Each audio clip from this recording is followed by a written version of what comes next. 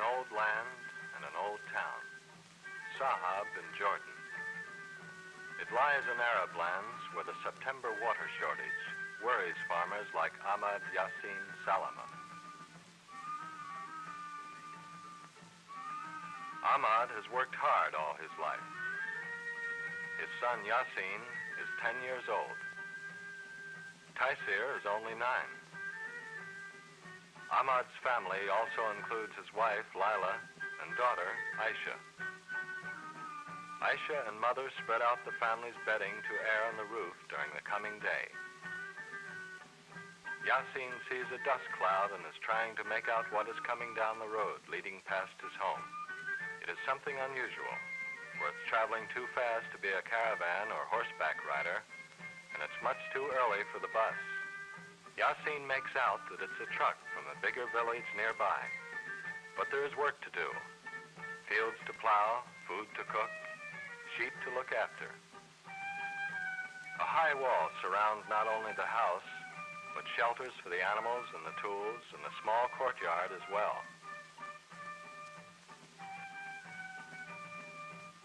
Everyone in the family has a job to do.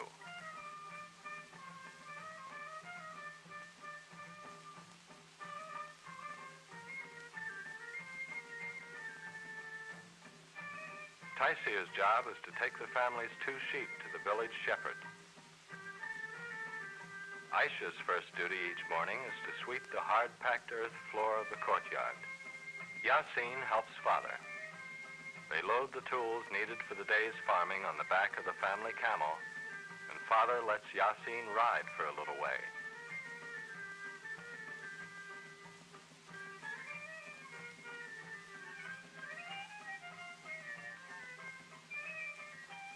On the way, they pass the truck. It is most unusual to see a truck in the streets of Sahab. Their job this morning is to get water to the plants they are trying to grow. Although there's scarcely a living thing to be seen here, this is their new fruit orchard. Under the pile of rocks that Yassin takes carefully apart is a young fig tree. The rock cover protects the small tree from the sheep and goats. It also helps to prevent the small amount of water they can spare for it from evaporating too fast in the hot, dry air.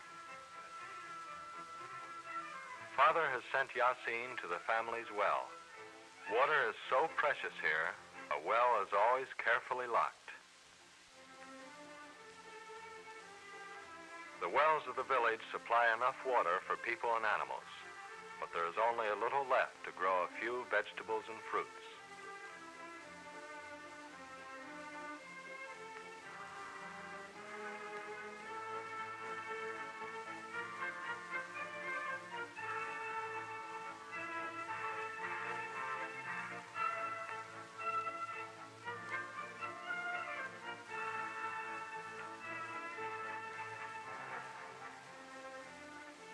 In very dry years, there is no water to spare for the trees.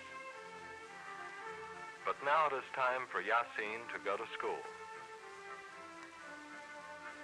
Meanwhile, Taisir has reached the herd. He turns the sheep over to a hired shepherd. Food for the animals is scarce on the desert. They must wander during the cool hours to find the scant growth. Today, there is a government-supported school in Sahab. Father is one of the few men in Sahab who learned to read and write in Arabic. He learned from a religious leader. But now, every boy has a chance to learn.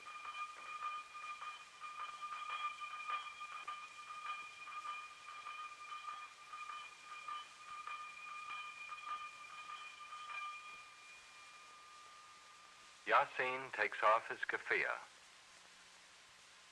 So does Taisir. Schooling is very important.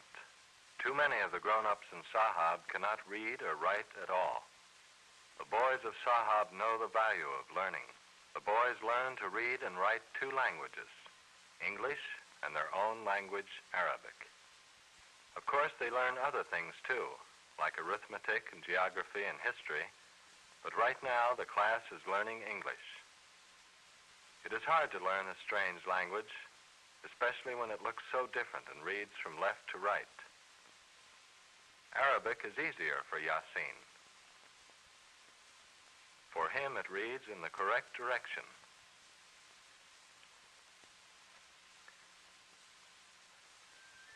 While her brothers are in school, Aisha goes to the well to get water for cooking and drinking. She carries the earthen jar easily on her head. There is no school for girls in the village, so Aisha stays at home and helps Mother. Mother is making bread, as she does each morning. The water that Aisha has brought is needed to finish the dough for bread. Aisha churns camel milk in an animal skin bag.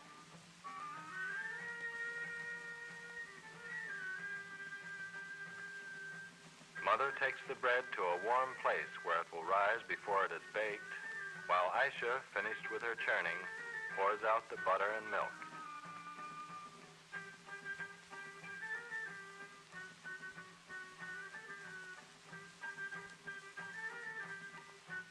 After the bread has risen, Mother takes it to the oven in the family's courtyard. Inside, Mother brushes away the hot ashes on top of the metal pan in which she bakes the bread.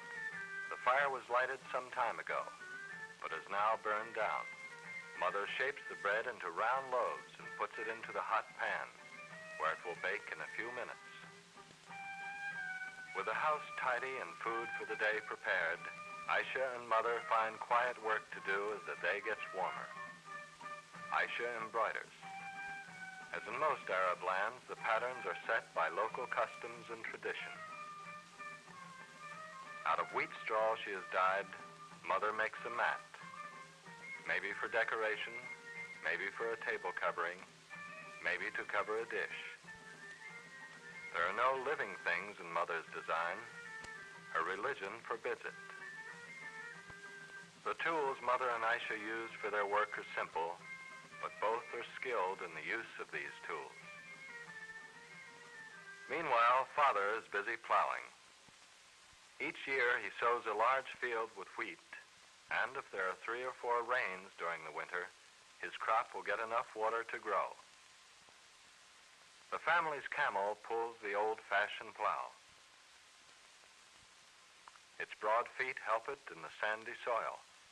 Transportation, milk, and hair for making cloth all come from the family camel. The plowing goes on. Hot, hard, heavy work. The sun grows hotter and hotter, and finally it's too hot to work in the open anymore. Father finds a shady spot and rests until the worst heat of the day is over. The sheep are too hot to graze. There is no shelter on the hot plain beyond the village, so they huddle together, seeking the shade of each other's bodies. The village is very quiet. Everyone who can has gone inside to escape the fierce heat of the noonday sun. It is late afternoon, and school is over for the day.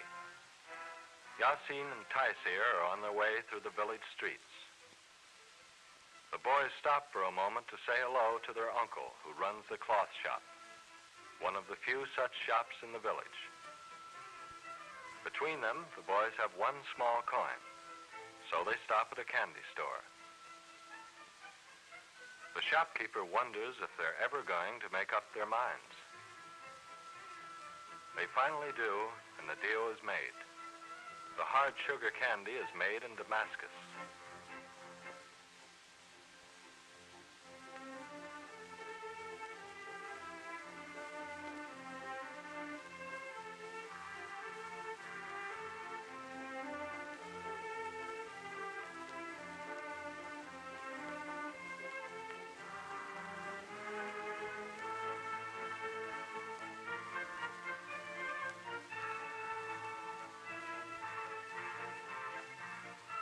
The boys often stop at the mill on the edge of town to see the miller and his helpers grinding wheat into flour. A few years ago, the village women ground their grain between 2 stones to make flour, but now everyone takes the wheat to the mill. The flour mill is powered by a big engine. The boys always like to watch it work because it's the only thing of its kind in the village.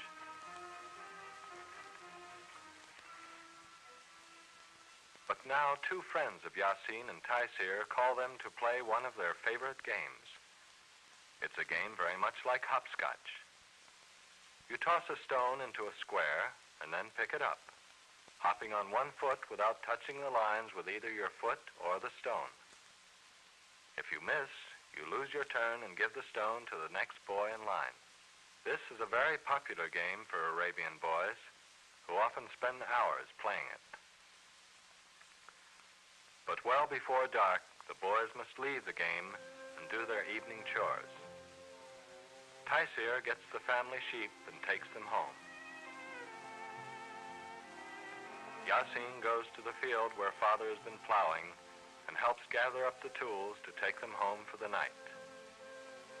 At the end of a hard day, the field seems to be a long way from town.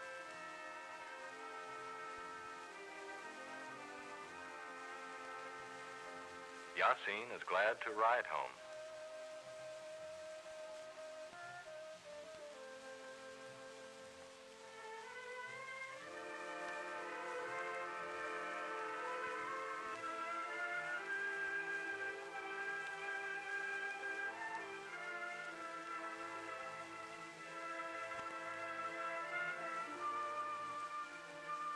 As Yasin and his father enter the village, two Bedouins who live on the desert stop to say hello.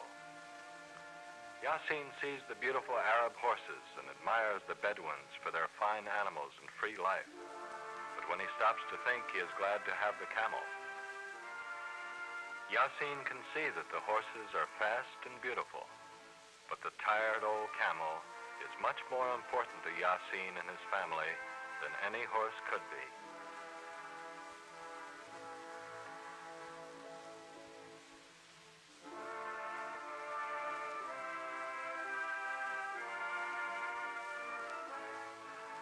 The setting sun catches them still not quite home.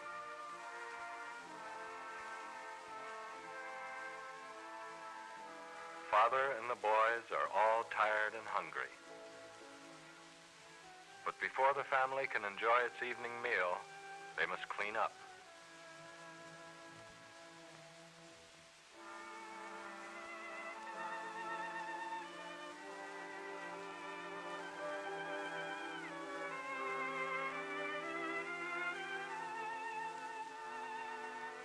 Father must be especially careful, for once again it is time to pray to Allah.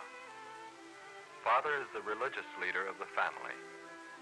Like most other Arabs, he is a Muslim. Each day he prays 5 times, following a pattern set in the Quran, the Muslim holy book.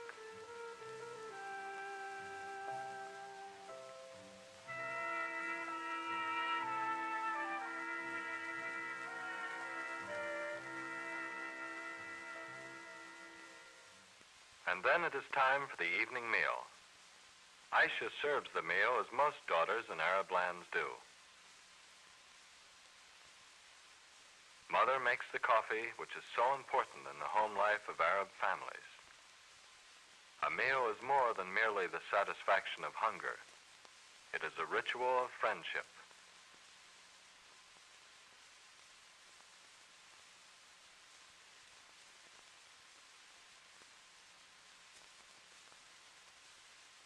Tonight is a special treat. Father tells stories. Stories about the ancient glories of Arabia. About Ali Baba and the 40 Thieves. About Sinbad the Sailor, or Aladdin and his lamp. Or maybe about the kings and princes of the olden times.